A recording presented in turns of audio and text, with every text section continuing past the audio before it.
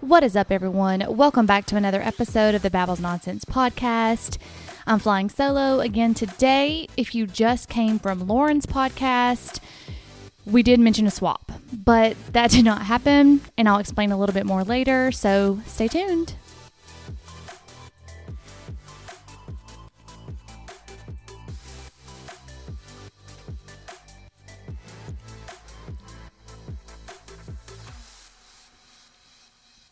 What is up, everyone? Welcome back to another episode. I am going to lose my mind. I don't know if I'm ever going to get this podcast off the table. If you followed me on Instagram, you will have noticed that I did 2 episodes. Super proud of those episodes. I was like, yes, I'm ahead of the game for once. Nah, it's Monday night, podcast released tomorrow, and I'm like, fuck it, hated all that shit because I listened to the first 5 minutes of it. I typically don't listen to them, but for whatever reason here lately, I've been just more in my head about the podcast episodes, and here we are. It's just not for me. Anyways, you are probably here from Lauren's podcast, Real Talk with Rhyme and Reason, and we had mentioned doing a swap. And on her episode, we said to come over here and you would see or hear the rest of the podcast episode. I apologize. That's not happening. I, again, listened back and I was not happy with it, meaning I sounded like a rabid rabbit. I was talking so fast and over Lauren multiple times, which I do anyways. That's just what I do on my podcast. And I was like, Lauren, we have to redo this. It just didn't seem intentful in my opinion. So I'm redoing it the night before the podcast released, and here we are. And I've recorded it 5 million quadrillion times because I hate the way I sound. I hate what I'm saying. It's like there's just, I don't know. And it comes back to like, I don't want to offend anybody. It's not like I have a huge following or listening, but you just don't, it's not like you're trying to offend anyone. Anyways, I digress. That's neither here nor there. I've just spent 2 minutes talking about nothing. Welcome to the Babbles Nonsense podcast. We are talking about dating in 2022 and 2023 today. It's going to be a short and sweet episode for you, kind of my perspective on dating, since that's kind of what I'm about. I'm not necessarily quote unquote dating currently. I just really figured out the streets are not for me. It's just not. I don't know. I think I'm an old soul. I think I'm a geriatric patient. I don't know. Let's just go ahead and just rip the Band-Aid off and dive on in. Sorry if I offend anyone. That is not the intent, but let's just dive on in. So first off, dating with intention. No one is dating with intention anymore. And I have realized that the older I get, like I'm 35 now, just had a birthday. I just realized that no one is dating with intention. We get on these dating apps like, you swipe right, I think it's right, on based on what people look like, which I completely get. We have to be somewhat attracted to someone before we go on a date with them, right? And with that being said, like we swipe right on them. We don't really read their profile. We're like, oh, you're attractive, without, again, reading their profile. So what are they into? What do they like? There's certain apps that say, do you want children? Do you want to be married? Or have you been married? What are your thoughts on these things? And I think that the next time I do get on an online dating profile, if I ever get on an online dating profile, I'm just going to put it straight in my bio, what my intentions are. And I'll be honest, I'm not 100% sure that I knew what my dating intentions were until recently. Like, I can say, for example, I was asked after a date, like, hey, what's your intentions? And I just, well, I don't know. I don't know you. Like, I just met you. But I think it's important. I think it's important to go into a date, like, with an intention. There's difference in intentions and expectations, right? Like, you expect certain things. They're your non-negotiables, like respect, If someone's obviously not respectful to you, you're going to leave. The end of story. That's just what you're going to do. Or you're going to end the date one. So you have your expectations for a date, which are non-negotiables, and you can set them low or high, depending on where you are in your life. And then there's intention. What are my intentions? And I think that's where we fail, is because we don't get clear with ourselves before we start dating. And I think the problem with that is that you're bringing your baggage and your micro traumas from your, childhood. that no one wants to talk about, but we're going to dive into in just a little bit. We bring that onto the date. And everyone's like, well, it's just a date. What does it matter? Well, it does matter. What if that other person has readied themselves? They're like, let's just picture perfect world. The other person you're going on a date with, me included, we're going on a date with someone and they have readied themselves for a long-term committed relationship, whether that be marriage or not.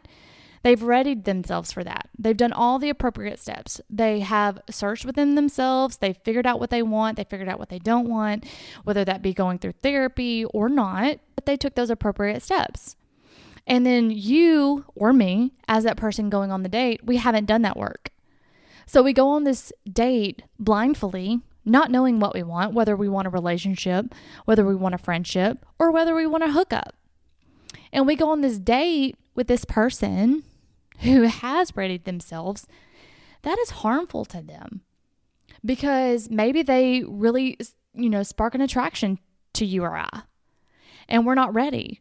And so when they spark that attraction, then that puts them through an emotional turmoil if we haven't, regardless if it's the first date or not. Well, that's why we should, I say that lightly. If it's the first date, I think it's easier if someone, regardless of the connection, if you're like, hey, I can tell that you're looking for a relationship, or even if we were to blatantly ask, like, hey, what are your intentions? Meaning, and you clarify yourself, what are your intentions here? Do you want a relationship? Do you want a friendship? Do you want to hook up? Because this is what I'm looking for.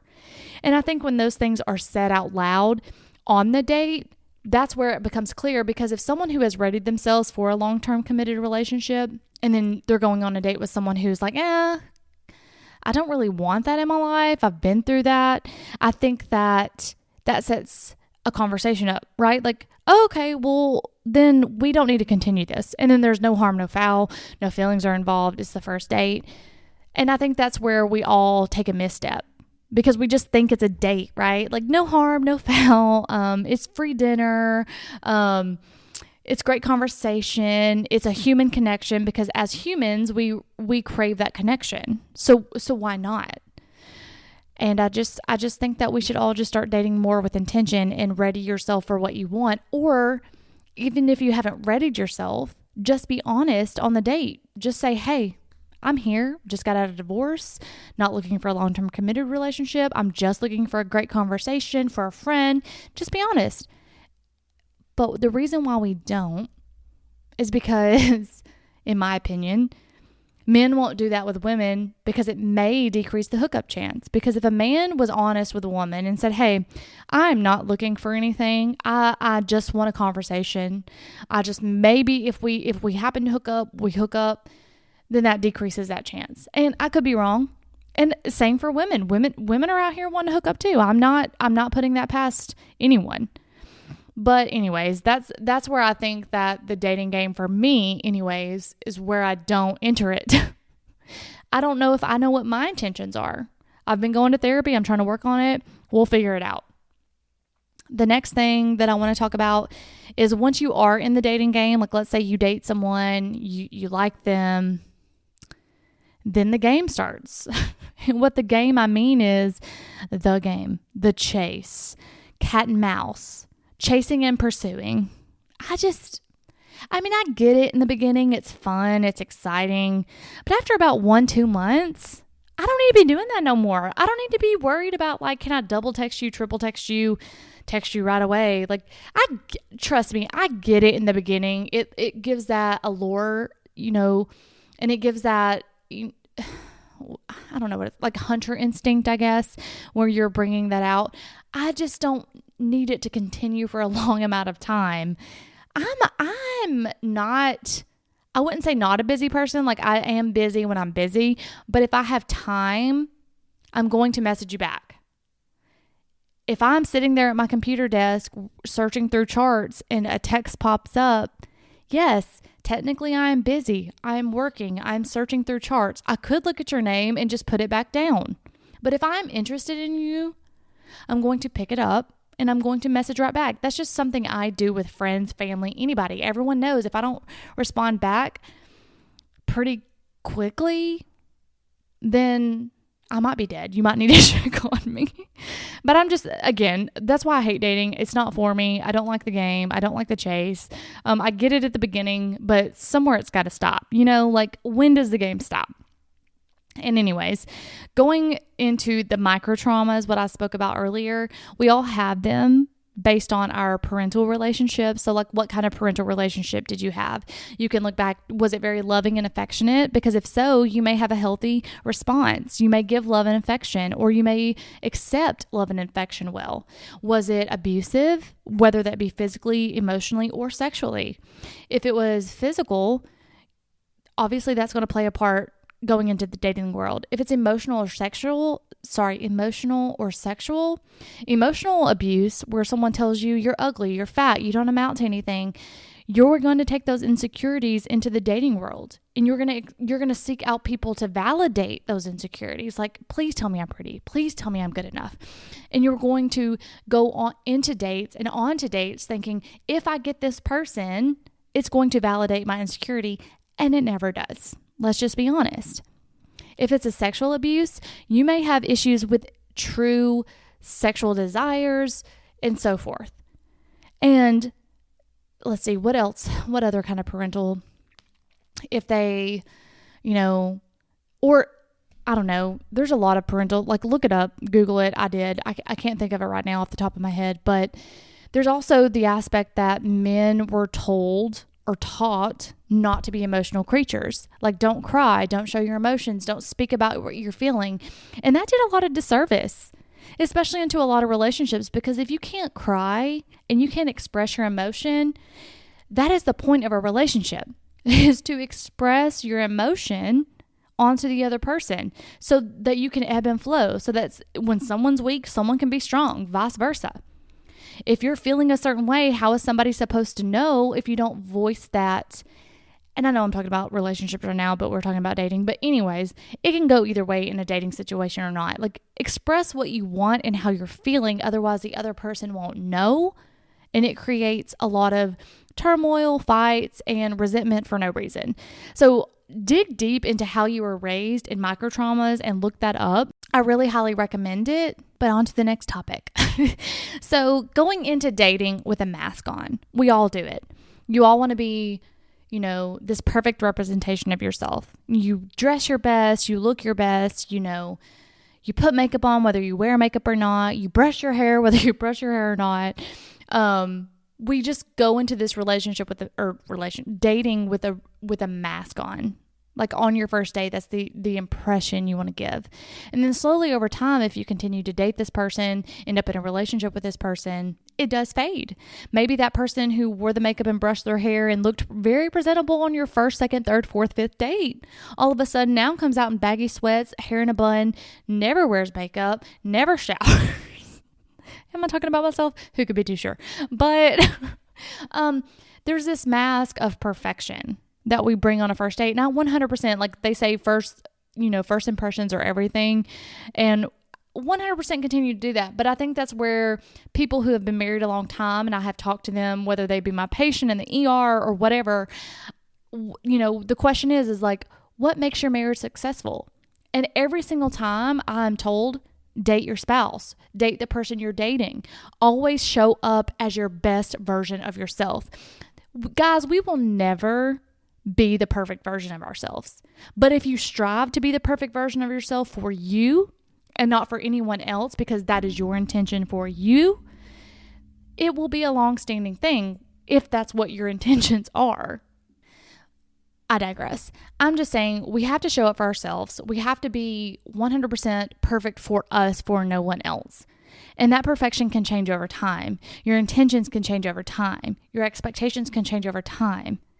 That's why that's all about relationships, where this is about dating. And I keep intertwining the two because maybe subconsciously I do want a relationship. I, again, have not figured that out with my therapist because I keep going after men who are emotionally unavailable. So what does that say about me? Is that my childhood micro traumas, or is that because I'm, kind of unemotionally available? I don't know. We're trying to figure that out. But what me and Lauren had said on the podcast that I previously deleted was that her and I are in love with honesty and vulnerability. We are loyal to the truth. And whether that truth is hard or not, whether it be dating or not, friendships or not, platonic or not, we are loyal to the truth. So that honesty and vulnerability that you bring to the table, I think is what I'm attracted to. And if it's not there, I can see through it.